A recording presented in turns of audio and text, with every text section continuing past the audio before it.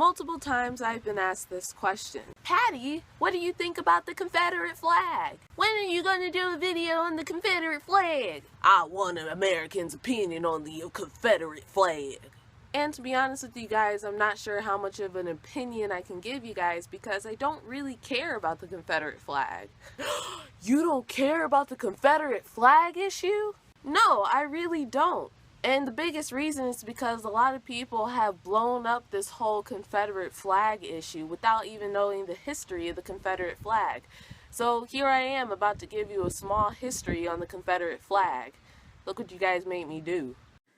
There were 3 successive national flag designs that served as the official national flags of the Confederate States of America during its existence from 1861 to 1865. The first national flag was called the Stars and Bars. It existed from 1861 to 1863. When the Civil War broke out, the Stars and Bars caused confusion on the battlefield at the First Battle of Bull Run because of its similarity to the U.S. flag, especially when it was hanging limp down on the flagstaff. The Stars and Bars was also criticized on ideological grounds for its resemblance to the U.S. flag, which many Confederates disliked, seeing it as a symbol for abolitionism and emancipation, to which the government of the Confederacy were officially opposed to as matter of policy.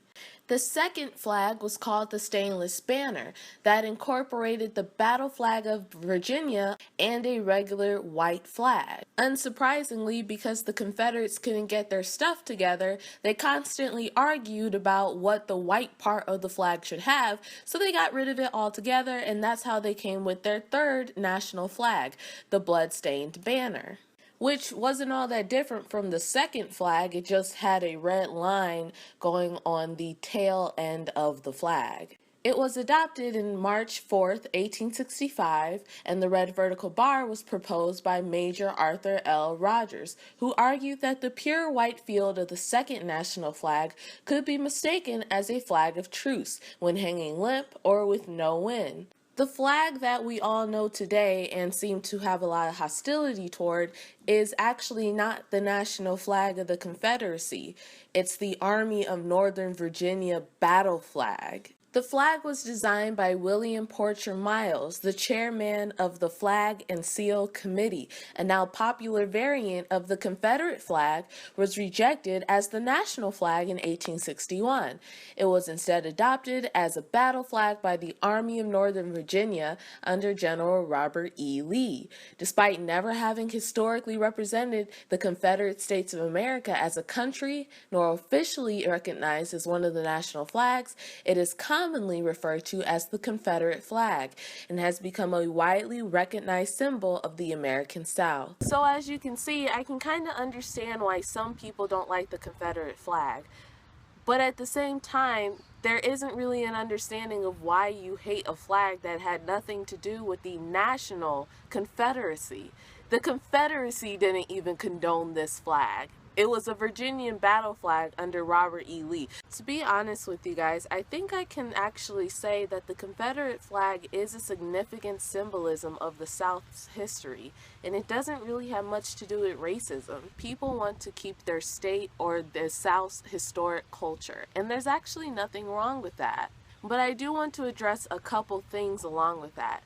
Black people, stop trying to do this civil disobedience thing as if you're the reincarnation of Martin Luther King or Malcolm X. Running up to people's cars, houses, or them as individuals and stealing their Confederate Virginian battle flag is a good way to get you shot and a great way for the media to find another reason to race bait. A young black boy gets shot by racist white neighbor with a Confederate flag, even though the reality is that young black boy trespassed on his lawn and tried to steal and desecrate his own private property. And also black people, stop getting emotionally triggered. Why does it seem so hard for people to just research into certain things instead of automatically calling people racist just because you don't quite understand it yourself?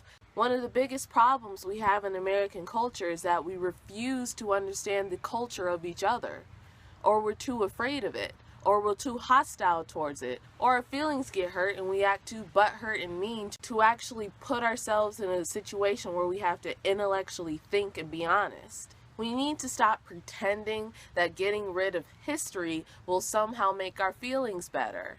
And we certainly shouldn't delude ourselves into believing that getting rid of the Confederate flag gets rid of racism, black on black crime, police brutality, or anything in general. It's a flag, an inanimate object. That flag did not make Dylann Roof murder 9 black people. Because what the media hasn't shown you is that Dylann Roof didn't only have a Confederate flag, he also had an American flag. And he also burned it, which means that this American melting pot that we have, he hated. So why would we help Dylann Roof's work and also help divide America? The last thing we should be doing is attacking each other and find ways of being with each other and unified as Americans. Because that's what we are. Doesn't matter how much you hate America, or it doesn't matter if you wipe your butt with the American flag, you're still American. You belong to this American culture, and it's up to you to decide if you want people to be together or divided. So black people, remember your history. You may not know this, but some of your ancestors may have been under that Confederate flag. My own ancestor was a part of the Union Army, and I would never desecrate the flag that he was under, regardless if it was Union or Confederate. And I'm happy to say that he was a proud Christian man who passed on his Bible to the rest of our family. In conclusion, the only flag that should be standing on our Capitol and our public grounds is the American flag and the state's flag. Reason why is that no state or capital or government entity should endorse a certain behavior or ideology that is not a part of the American government itself. So that's really all I have to say about the Confederate flag. Make sure you guys go onto my Facebook, make sure you guys follow me on Twitter, look into my blog. I will be posting some stuff this week.